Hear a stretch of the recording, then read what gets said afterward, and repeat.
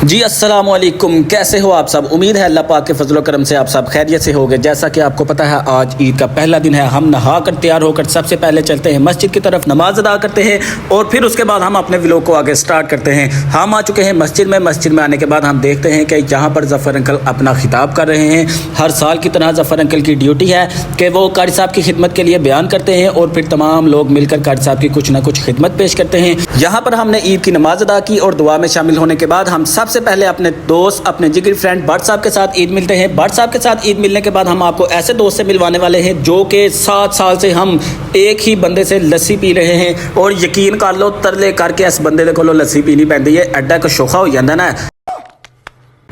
खैर अल्लाह पाक से दुआ है कि आज भी हमें आकी भाई के हाथ की लस्सी पीना नसीब हो जाए। आकी भाई से मिलने के बाद हमने अब्दुल्ला भाई के साथ ईद मिली और अब्दुल्ला भाई के साथ ईद मिलने के बाद हम सब से पहले मैं और मेरा जिगरी दोस्त भट्ट साहब हम आ चुके हैं कब्रिस्तान में। कब्रिस्तान में आने के बाद हमने दुआ की। दुआ करने के बाद खैर मुझे ये नहीं पता कि व्लॉग में कब्रिस्तान की वीडियो बनानी चाहिए थी या नहीं, लेकिन अगर बनाना मुनासिब नहीं तो आप कमेंट सेक्शन में बता सकते हो। मैं इंशाल्लाह आने वाले दिनों में परहेज़ करूँगा, लेकिन मैं आपको यही कहूँगा कि भाई आपको भी कब्रिस्तान में जाना चाहिए और उन सब के लिए दुआ करनी चाहिए। कब्रिस्तान में आने के बाद हम सबसे पहले चले गए वापस मस्जिद की तरफ और मस्जिद का जानवर जो कुर्बानी के लिए आया है उससे थोड़ी बहुत खेल कूद की, मस्ती की और हम कोशिश कर रहे थे कि इसके साथ प्यार करें, लेकिन यकीन कर लो इस जानवर ने हमें अपने करीब भी नहीं आने दिया। भट्ट साहब ने बहुत ज़्यादा कोशिश की लेकिन आप देख सकते हो कि उसने हाथ तक नहीं लगाने दिया। भट्ट साहब के बाद आपका भाई आ चुका है। आपका भाई जिसे कहते हैं ना शेर दा पुत्र आया मैदान च।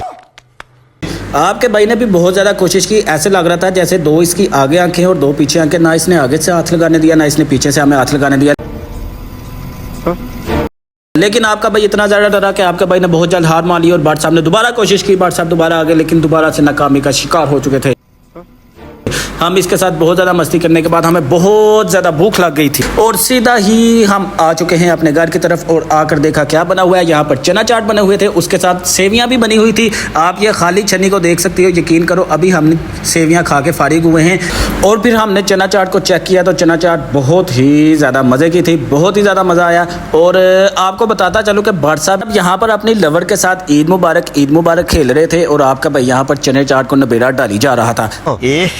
रहा नहीं जाता, तड़प ही ऐसी है। खैर हमारा दिन का कोई प्लान नहीं था। जैसा कि आपको पता है कि गर्मी की शिद्दत इतनी ज़्यादा है और मसरूफियात भी इतनी ज़्यादा थी कि ईद का सारा दिन हमने ज़ाया गुजार दिया और फिर हमने सोचा कि क्यों ना रात को बाहर निकला जाए। आप देख सकते हो हम रात को यहाँ पर आ चुके हैं 25 नंबर स्टॉप की तरफ। सबसे पहले हमारा प्लान बना कि हमने क्यों ना जावा कसूरी फलूदा वालों के पास जाया जाए और ट्राई किया जाए कि वो कैसा फलूदा तैयार करते हैं। जैसा कि आपको पता है उनकी मशहूरी दूर दराज इलाकों तक बहुत ज़्यादा मशहूर है वो इस हवाले से, इसलिए हमने सीधा अपनी बाइक का इस्तेमाल किया और आ चुके हैं 25 नंबर स्टॉप पे जावा कसूरी फलूदा वालों के पास। यहाँ पर आते साथ ही हमने इनसे 3 प्याले लगवाए थे और इनका फलूदा ट्राई किया, लेकिन जितना ज़्यादा इनका नाम सुना हुआ है उस लिहाज से ये बिल्कुल ज़ीरो हैं। खैर यहाँ पर हम इनका फलूदा ट्राई करने के बाद हमारी भूख बहुत ज़्यादा बढ़ चुकी थी और हमने सोचा क्यों ना सीधा हैदर भाई के पास जाया जाए और हैदर भाई के साथ जाकर बैठकर खाना खाते हैं और उनके होटल का खाना भी ट्राई करते हैं और आपको भी बताएंगे कैसा है। और सीधा ही भट्ट साहब की हरकतें देखो। फलूदा खाने के बाद भट्ट साहब के दिमाग पर फलूदा चढ़ चुका है। खैर हम अपनी बाइक का इस्तेमाल करते हुए सीधा ही चलते हैं किंग्स बर्गर पॉइंट के ऊपर और सोचा था कि यहाँ पर आने के बाद हम अपनी भूख को हटाएंगे, लेकिन और यहाँ पर आने के बाद हमें पता चला कि हैदर भाई तो यहाँ पर मौजूद ही नहीं है। हमें बहुत ज़्यादा अफसोस हुआ और फिर उसके बाद हम सीधा आ चुके हैं पिज़्ज़ा ऑनलाइन वालों के पास। लाहौर की 4थी या 5वीं ब्रांच यहाँ पर हमारे फूल वाली मंडी के पास यम पम्प वाले होटल के बिल्कुल सामने पिज़्ज़ा ऑनलाइन वालों की नई ब्रांच ओपन हुई है और फिर हम सीधा ही आ चुके हैं पिज़्ज़ा ऑनलाइन वालों के पास। इनके बारे में तो हमें आपको बताने की बिल्कुल भी ज़रूरत नहीं क्योंकि ये अपने मेयार और अपने जायके की वजह से दूर दराज तक बहुत ही ज़्यादा फेमस हो चुके हैं।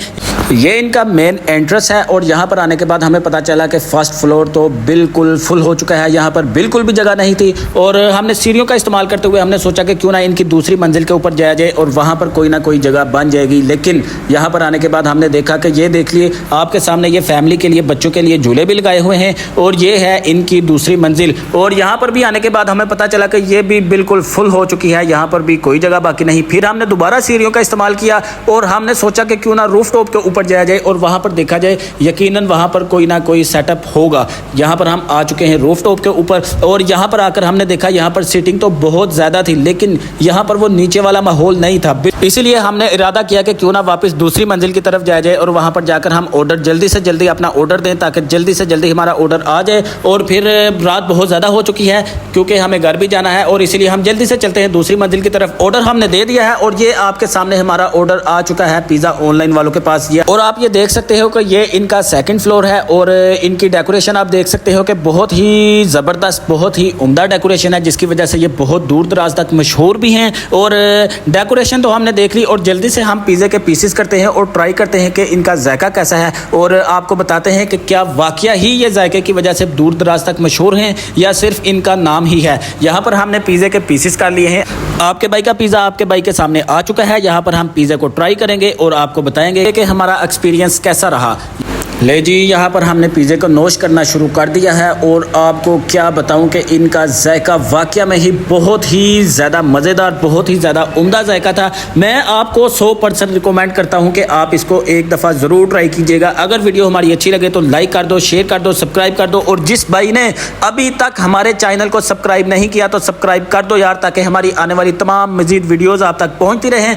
मिलते हैं किसी अगले व्लॉग में, तब तक आप अपना बहुत ज़्यादा ख्याल रखिएगा। हमारी तरफ से आपको बहुत बहुत बहुत ज़्यादा ईद मुबारक। इसके साथ ही हम चलते हैं, मिलते हैं किसी अगली वीडियो में, तब तक के लिए अल्लाह हाफिज़।